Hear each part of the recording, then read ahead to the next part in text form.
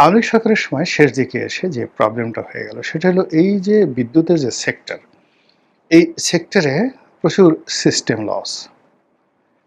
সেই সিস্টেম লসের পরিমাণটা এক্সাক্টলি আমি এখানে বলতে পারবো না, but it's not less than 40,000 crore টাকা ইয়ারলি।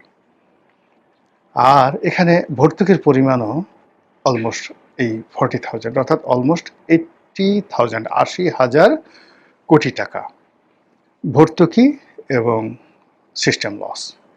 এখন সেই ভর্তুকিটা প্রথমত যারা বিদ্যুৎ উৎপন্ন করছে, এলএনজি সরবরাহ করছে, তাদের সাথে পেট্রোবাংলার চুক্তি, পেট্রোবাংলার সঙ্গে পিডিবির চুক্তি, পিডিবির সঙ্গে পল্লী বিদ্যুতের চুক্তি, আবার গ্রাহক পর্যায় থেকে সেগুলো কালেকশন করার পর সেগুলো আবার ভ্যাট হিসেবে সরকারকে পেমেন্ট করা, ট্যাক্স হিসেবে কাস্টমসকে পেমেন্ট করা, এই সব কিছুটা চক্রের মধ্যে দেখা গেল 80,000 কোটি টাকা বের হয়ে যেত। অর্থাৎ জনগণ দিত, কিন্তু জনগণ দেওয়ার পরে এই 80,000 কোটি টাকা সামহাউ চুরি চামারি এখানে হয়ে যাচ্ছিল।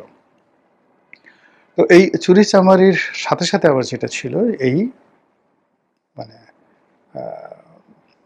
প্রতিষ্ঠানগুলো তৈরি করার জন্য বিশাল বিনিয়োগ, সরকারি বিনিয়োগ, বেসরকারি বিনিয়োগ এবং তার সাথে ব্যাংকগুলো তৈরি করেছে। ফলে এই পুরো জ্বালানি সেক্টরে আওয়ামী লীগ জমানাতে একটা হিউজ প্রবলেম তৈরি হয়েছিল এবং সেই প্রবলেমের কারণে সরকারের শেষ সময়টাতে এসে দেখা গেল যে বৈদেশিক ঋণ, আমদানি, এলসি করা এবং ব্যাংকিং প্রবলেমের কারণে এমন অবস্থা হয়ে গেল যে সোনালী ব্যাংক, জনতা ব্যাংক, অগ্রণী ব্যাংক, পেট্রোবাংলার কোনো এলসি, ডিজেল, ফুয়েল এগুলো আমদানি করার জন্য তারা এলসি খুলতে পারছে না, সরকার টাকা দিতে পারছে না। আবার সরকার বাংলাদেশ ব্যাংক থেকে গ্যারান্টি দেওয়ার পরেও বিদেশের যে ব্যাংকগুলো, সেটা বাংলাদেশের এই ব্যাংকগুলোর এলসি তারা নিত না। এখানে 1% standard chartered bank, city bank এনে এদের মাধ্যমে সেই গ্যারান্টি দিতে হতো, থার্ড পার্টি গ্যারান্টি দিতে হতো। ফলে ওই সময়টিতে সক্ষমতা 23,000 মেগাওয়াটের সক্ষমতা থাকা সত্ত্বেও সরকার প্রায় 2,000 মেগাওয়াট সেই যাকে বলা হয় লোডশেডিং করতে বাধ্য হয়েছিল। এবং নসরুল হামিদ বিপু তখন মন্ত্রী ছিলেন, তখন তিনি বলেছিলেন যে এটা সাময়িক, বিকজ আমরা এখন এলসি করতে পারছি না, বিদ্যুতের জন্য পর্যাপ্ত আমরা জ্বালানি আনতে পারছি না, না পারার কারণে অনেকগুলো আমাদের যে প্রতিষ্ঠানকে বসিয়ে রাখতে হচ্ছে এবং বসিয়ে বসিয়ে আমাদেরকে দিতে হচ্ছে। ফলে 2-3 মাস ভীষণ রকম কিন্তু বিদ্যুতের সমস্যা হয়েছিল।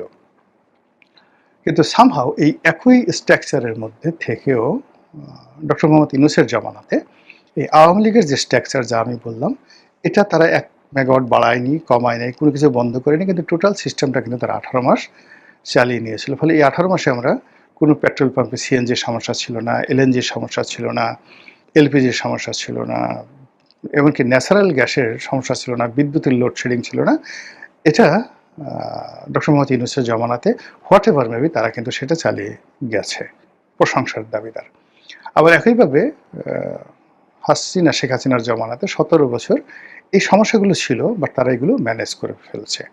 তো ম্যানেজ করার কারণে জনগণ তৃপ্ত। জনগণ তৃপ্ত কীভাবে, এটা কী হলো, তারা এভাবে খুশি থেকে গালাগালি করতো যে এই শেখ হাসিনা এই অমুকরে ক্যাপটিভ পাওয়ার দিয়েছে, অমুকরে ওটা দিয়েছে, ওটা দিয়েছে, এখানে 1,000 কোটি টাকা ব্যবসা হয়েছে, এগুলো শুনতো আর গালাগালি করতো। কিন্তু ঘরে বিদ্যুৎ আসতেছে, গাড়িগুলো ঠিকমতো চলতেছে, ফ্যাক্টরি চলছে, ব্যবসা বাণিজ্য হচ্ছে, যার জন্য মানুষ সেই গালাগালির মধ্যেই সীমাবদ্ধ ছিল, কিন্তু বিক্ষুব্ধ ছিল না। কিন্তু তারেক রহমান সাহেবের সরকার আসার সঙ্গে সঙ্গে দেখা গেল যে ইউনূস সরকারের 18 মাসের ধারাবাহিকতা আর বিগত সরকারের 15 বছরের ধারাবাহিকতা, এই টোটাল 17 বছরের সব কিছু গত 7 মাসে রীতিমতো মুখ থুবড়ে পড়েছে।